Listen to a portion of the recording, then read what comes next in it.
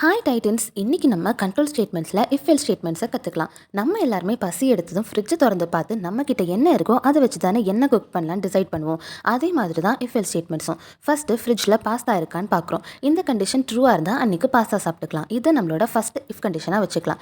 Suppose அங்கே pasta இல்லை but rice இருக்குன்னா ஃப்ரைட் ரைஸ் பண்ணி சாப்பிட்டுக்கலாம். இதுதான் else if condition. First condition ட்ரூவாக இல்லாதப்போ இப்படி அடுத்து என்ன இருக்குன்னு நம்மளோட ஜாவா கோடும் செக் பண்ணும். இப்போது பாஸ்தாவும் இல்லை ரைஸும் இல்லை பட் பிரெட் மட்டும் தான் இருக்குன்னா அதை வச்சு சாண்ட்விச் பண்ணி சாப்பிட்டுக்கலாம். இப்போ நம்மளோட ஃபஸ்ட்டு 2 கண்டிஷன்ஸுமே ட்ரூவாக இல்லை. அதனால நம்ம அடுத்த எல்ஸ் இஃப் கண்டிஷனுக்கு போகிறோம். இப்போது எல்லா ஸ்டேட்மெண்ட்ஸுமே ஃபால்ஸாக இருந்தால், அதாவது நம்ம ஃப்ரிட்ஜில் ஒன்றுமே இல்லைன்னா ஃபைனல் ஆப்ஷன் ஜொமேட்டோ தான்.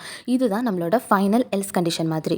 இதே மாதிரி ஜாவாலையும் இஃப் கண்டிஷன் ட்ரூவாக இருந்தால் அதில் இருக்கிற கோட் பிளாக் ரன் ஆகும். ஃபைனலாக எதுவுமே ட்ரூவாக இல்லைன்னா கடைசியில் உள்ள எல்ஸ் கண்டிஷனில் என்ன இருக்கோ அதுக்கேற்ற மாதிரி அவுட்புட் வரும். இந்த மாதிரி நிறைய கான்செப்ட்ஸை ஜஸ்ட் 1 மினிட்ல கற்றுக்க சப்ஸ்கிரைப் பண்ணிக்கோங்க. பாய்.